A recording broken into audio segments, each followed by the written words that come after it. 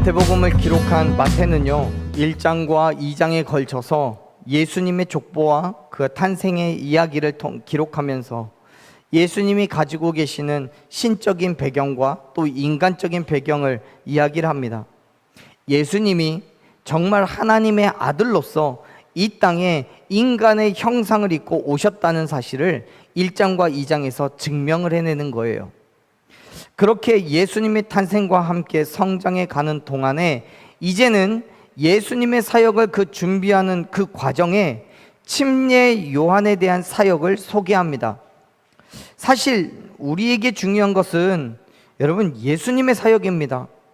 그런데 그 이전에 침례 요한의 사역을 기록하고 있는 이유는 이 침례 요한이 이 땅의 구원자로 오신 예수 그리스도의 사역을 준비하는 역할을 맡고 있기 때문에 그렇습니다. 우리 그러한 관점에서 3장을 다시 한번 살펴보겠습니다. 1절 읽습니다. 그때에 침례 요한이 이르러 유대 광야에서 전파하여 말하되. 아멘. 1절은 그때에 라는 단어로 시작합니다. 여기에서 이 그때는 사실 2장에서부터 연결되어지는 그때가 아닙니다. 예수님의 사역이 시작되려는 그 시점을 말하는 거예요. 다시 말해서 2장의 마지막 절과 이 3장 1절의 말씀은 약 30년이라는 시간의 간격이 있는 거예요. 그때에 침례 요한이라는 사람이 등장을 합니다. 그리고 유대 광야에서 말씀을 선포해요. 그런데 그가 선포하는 이 말씀은 다른 바리새인들 혹은 서기관들의 말씀과는 완전히 달랐어요. 2절을 보죠. 침례 요한은 이렇게 말씀을 선포합니다. 같이 읽습니다. 회개하라, 천국이 가까이 왔느니라 하였으니. 아멘. 여러분, 당시의 유대인들, 특히 바리새인들과 서기관들을 비롯한 율법주의자들은 율법을 지켜 행함으로써 구원을 얻는다라고 믿었습니다. 그렇기 때문에 그들에게 있어서 율법이 중요하지 회개가 그렇게 중요한 주제가 아니었습니다. 죄사함을 얻기 위해서 짐승을 제물로 바쳐서 화목제, 속죄제 이러한 제사들을 지내면 되었고, 내가 할 수 있는 대로 율법적인 행함을 열심히 살아가면 그것으로 충분히 구원을 얻는다고 생각했던 거예요. 아니, 구원을 얻을 수 있는 것이 아니라 이미 구원을 차지했다고 확신했습니다.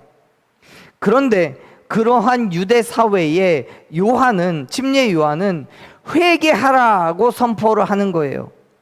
이 말씀은 마치 폭탄과도 같았어요. 어쩌면 단 한 번도 생각해 본 일도 없고 또 생각해 볼 필요도 없었던 이 회개라는 두 단어가 율법주의자들에게 있어서는 충격적인 단어일 수밖에 없는 거예요. 이렇게 생각하는 거죠. 나 속죄제 드렸잖아. 그런데 또 회개를 하라고? 내 죄를 제물로 드린 이 짐승에게 전가시켰잖아. 그런데 뭘 또 회개하라고? 죄를 씻기 위한 노력으로 열심히 율법을 지키고 있잖아. 이미 아브라함의 자손된 내가, 정결케 된 내가, 하나님의 거룩한 백성인 내가 뭘 회개를 하라고? 라고 이야기를 하는 거예요. 그런데 여러분, 지금 침례 요한이 말하는 이 회개는 단순한 의미에서 예배를 열심히 드리는 것으로 해결되는 게 아니에요. 율법을 지킴으로써 되는 것도 아니에요. 회개는 우리의 마음과 의지와 그 행위를 모든 것을 더하여서 우리의 생각과 뜻과 행동이 완전히 바뀌고 돌이키는 것을 말합니다. 즉, 우리의 머리로만 깨닫고 마음으로만 느끼는 것이 아니라 우리의 의지적인 행동을 통하여서 완전히 죄의 길에서부터 돌이키라는 말이에요. 이게 회개인 거예요. 여러 가지 죄악된 모습으로 우리가 살아가면서 속죄제를 드렸다고, 때마다 번제를 드린다고, 그리고 열심히 율법적인 삶을 살아가고 있다고, 그래서 나는 구원받았다고 생각하는 사람들을 향해서 회개하라고 선포하니 이 사람들에게서는 충격적일 수밖에 없는 거죠. 사랑하는 여러분, 어쩌면 우리도 이러한 고민이 있을 수 있습니다. 열심히 교회 다니고 성경 보고 그러는데 뭘 회개해? 내가 예수 믿고 예수님을 믿는다고 결단하고 교회 생활을 시작하면서부터 예수 그리스도의 그 보혈이 나의 죄를 다 씻었다며, 더 이상 나에겐 죄가 없다며, 그렇기 때문에 이제는 내 마음대로 살아도 되는 거 아니야? 세상에 죄 짓지 않고 살면 잘 살면 되지, 뭘 회개를 해? 여러분, 교회를 다니는 것으로 내 모든 일이 끝났다고 판단하면 착오입니다. 오산이에요. 세상에 법 없이도 살만한 인생이라고 안일하게 여기지 마십시오. 우리의 마음과 생각과 뜻이 온전히 하나님을 향해 불이 켜져야 함을 믿으시길 바랍니다. 우리의 삶의 전 영역이 완전히 돌아서서 이제는 하나님의 사람으로 살아가는 것이 진정한 회개임을 믿으시길 바랍니다. 다시 말해서 회개는 지금이 아니라, 이 전의 삶이 아니라 미래에 내가 살아갈 삶에 대한 결단이 반드시 필요한 것, 그게 바로 회개라는 사실 여러분 기억하시길 바랍니다. 그렇습니다. 회개는요, 과거 자신의 잘못을 뉘우칠 뿐만 아니라 하나님께 대하여 미래적으로 결단하고 그 자리에서 죄의 자리에서 돌아서는 것임을 여러분 믿으시길 바랍니다. 그런데 여러분, 우리가 이렇게 회개하며 나아가야 되는 그 본질적인 이유가 뭡니까? 그 본질적인 이유요, 침례 요한은 그 이유에 대해서 천국이 가까이 왔기 때문이라고 선언합니다. 그렇습니다. 여러분, 우리는 회개를 통하여서 구원을 얻을 수 있음을 믿으시길 바랍니다. 회개를 통하여서 천국의 소망을 가질 수 있습니다. 천국, 즉 하나님의 나라는 죄와 함께 있을 수 없어요. 빛과 어둠이 함께 존재할 수 없듯이 하나님의 나라에서 죄인은 결코 살아갈 수 없다는 사실을 기억하시길 바랍니다. 그렇기 때문에 그리스도인들은 모든 죄를 회개하고 그로부터 다시 돌아섰을 때, 완전히 돌아섰을 때 비로소 하나님의 백성으로 그의 통치 아래 거할 수 있는 거예요. 그래서 침례 요한은 우리에게 가장 먼저 회개할 것을 요구하는 겁니다. 사랑하는 여러분, 지금 우리의 삶을 다시 한번 점검해 보십시오.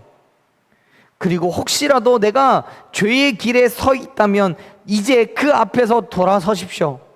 하나님께 우리의 시선을 고정하고 온전한 믿음으로 나아가는 저와 여러분이 되기를 간절히 축원합니다. 마태는 이 침례 요한에 대해서 이렇게 소개합니다. 3절을 같이 읽어보겠습니다. 그는 선지자 이사야를 통하여 말씀하신 자라. 일러스되 광야에 외치는 자의 소리가 있어 이르되 너희는 주의 길을 준비하라. 그가 오실 길을 곧게 하라 하였느니라. 아멘. 마태는 침례 요한을 이사야 선지자의 예언을 성취하는 인물로 소개합니다. 침례 요한이 이사야가 예언하는 대로 주의 길을 준비하는 자의 사명을 가지고 있다라고 말하는 거예요. 그렇습니다. 침례 요한은요, 만왕의 왕으로서 이 땅에 임재하시는 예수 그리스도가 가셔야 되는 그 길을 예비하도록 보냄을 받은 사람이었습니다. 그래서 그가 2절에서와 같이 회개하라 천국이 가까워왔느니라고 선포하는 것은 곧 예수 그리스도를 통해서 이루실 일을 예배하라고 있는 거예요. 예수님 당시에 그 일이 침례 요한에게 주어진 일이었습니다.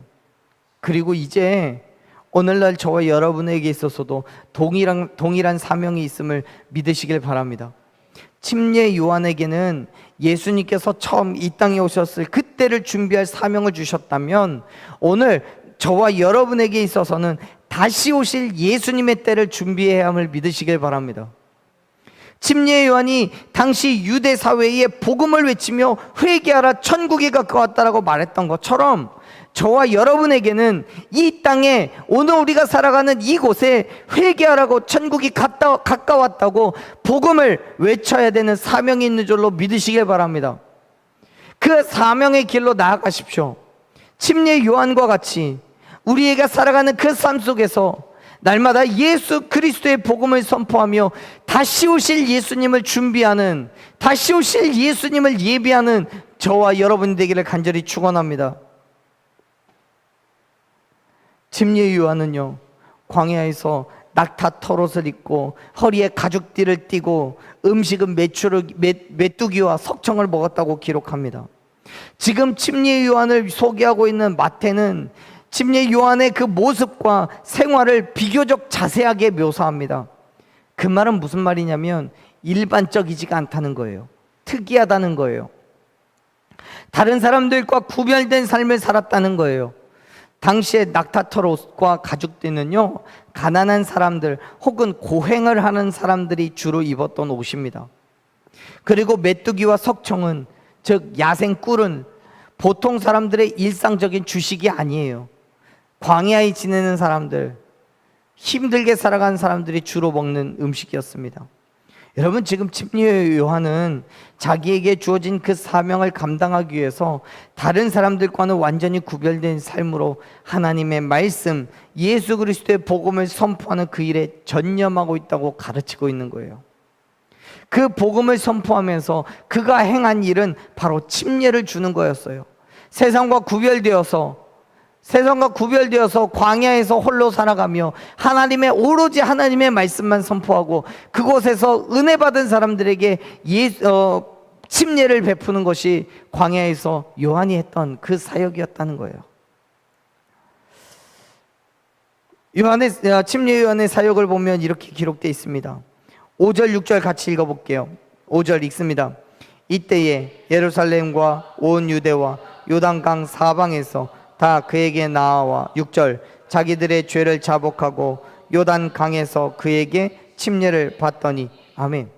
침례 요한은 요단강에서 그에게 나온 사람들에게 침례를 베풀어요. 여러분, 사실 이 침례 요한이라는 명칭이 침례가 성이고 요한이 이름이 아니에요. 침례를 베푸는 요한이라는 의미에서 침례 요한이라고 부르는 거죠. 그가 침례를 행하기 위해서 먼저 자기 자신의 죄를 자복했다라고 성경은 기록해요. 자신들의 죄를 숨기지 않고 공개적으로 고백했다는 거예요. 침례 요한으로부터 침례를 받기 위해서는 내 죄를 먼저 공개적으로 많은 사람들 앞에 고백하고 하나님 앞에 회개하며 그 요단강에 들어가고 그 속에서 침례 요한을 통해서 침례를 받은 거예요. 그것도 타인의 강요에 의해서가 아니라 오직 자기 자신의 의지로요. 요한은 그에게 나온 사람들에게 죄를 자복했는지를 확인한 후 강물에 담갔다가 일으켜 세워주면서 침례를 행합니다. 사실 이 침례에 대한 두 가지의 논쟁이 있습니다. 첫째는 침례이냐 세례이냐라는 논쟁이고요. 두 번째는 침례가 기독교의 전통적인 유산이냐라는 점입니다. 먼저 6절에 기록된 침례라는 단어는요, 헬라어로 담그다, 잠기다라는 의미를 가진 밥토라는 단어에서 유래한 밥티조라는 단어를 사용합니다. 이 밥티조라는 말은요, 무슨 뜻이냐면 물로 씻어서 깨끗하게 하다, 혹은 물속에 반복하여 잠그다라는 의미를 가지고 있습니다. 다시 말해서 침례는 본래 물속에 들어가서 씻음으로써 깨끗해지는 의식이었던 거예요. 그런데 시간이 지나가면서 시대적 상황에 따라서 불가피하게 물에 잠길 수가 없어 세례의 형태를 갖추게 된 거죠. 또한 침례가 기독교의 전통적인 유산이냐라는 점에서 사실 근원을 따지고 보면 그렇지 않을 수도 있습니다. 왜냐하면 침례와 비슷한 의식이 다른 나라에도 있었기 때문이에요. 이방민족 국가에서도 침례와 비슷한 의식을 행했었습니다. 그러한 면으로 볼 때 침례는 어떤 공동체에 들어갈 때 행하는 입교 의식에 불과하다고 볼 수 있습니다. 그러나 침례 요한이 그리스도의 공동체의 구성원으로 인정하는 의식으로서 이 침례를 행함으로 더 이상 침례는 단순한 공동체의 입교 의식 이상의 의미를 갖게 되었다라고 할 수 있습니다. 왜요? 죄를 자복한 자, 그렇게 구원을 받은 자의 표식이기 때문에 그렇습니다. 이러한 이유로 세례보다는 침례가 예수님 당시의 의식과 더 가깝다고 할 수 있겠죠. 그런데 여러분, 여기서 우리가 오해하지 말아야 될 것은 침례를 받아야 천국 가고 세례는 천국에 갈 수 없다는 이야기가 아닙니다. 중요한 건 이 침례 전에 반드시 자기의 죄를 자복했다라는 것이 중요합니다.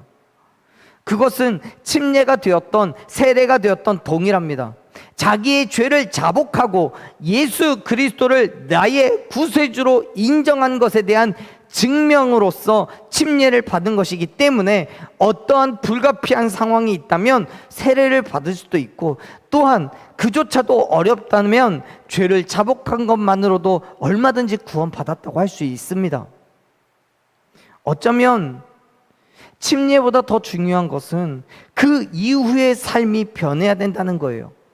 내가 죄인이라는 사실을 온 만민 가운데 공표하고 인정했다면 이제는 그로 인해서 구원을 받은 내가 변화된 삶으로, 이전과는 다른 삶으로 바뀌어져 가는 것이 더 중요하다는 거예요. 침례든 세례든 어떤 것을 행했다 할지라도 그 이후의 삶이 변하지 않는다면 아무 소용이 없어요. 침례 요한도요, 그 점을 분명하게 언급합니다. 보세요. 7절 말씀 같이 한번 읽어보겠습니다. 7절 시작.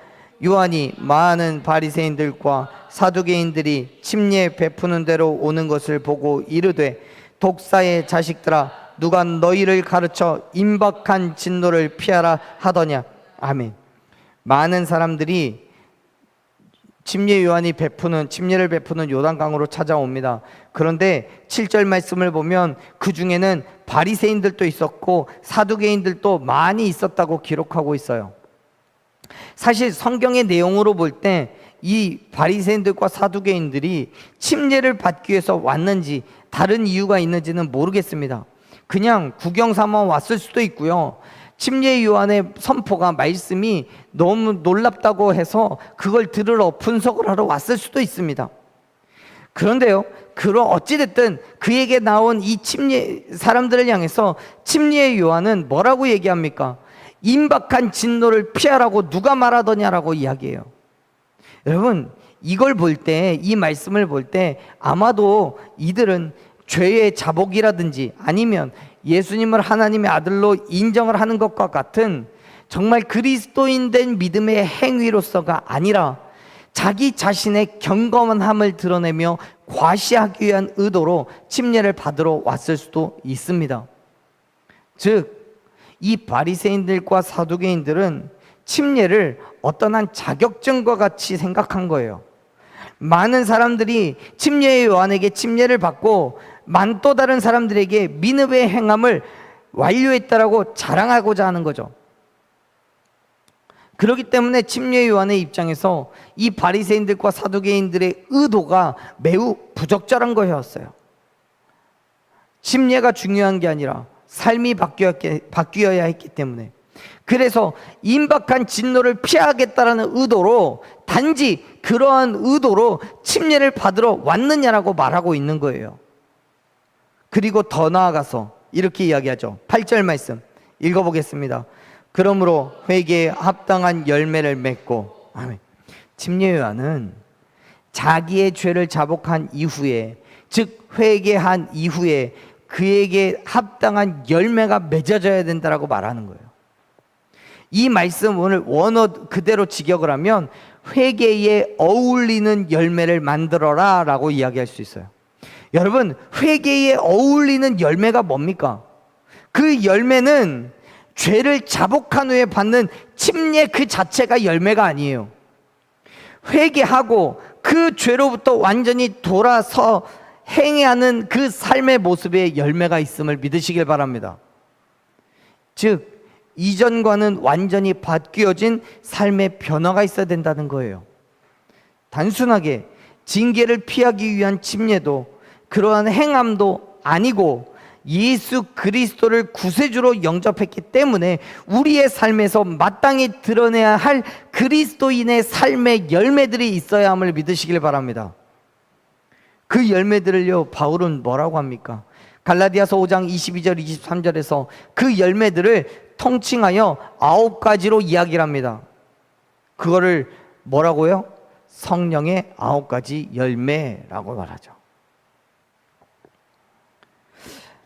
아무리 침례를 받았다고 해도요, 이러한 열매들이 그의 삶에서 맺혀지지 않는다면 그는 진정한 의미에서 하나님의 자녀라 불릴 수가 없어요. 왜요?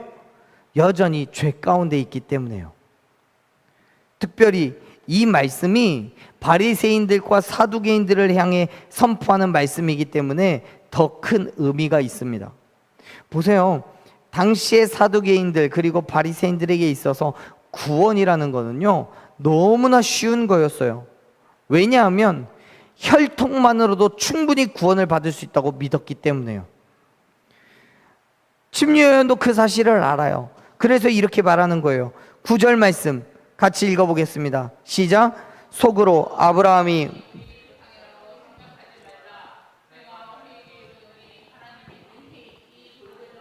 아브라함의 자손이 되게 하시리라. 아멘.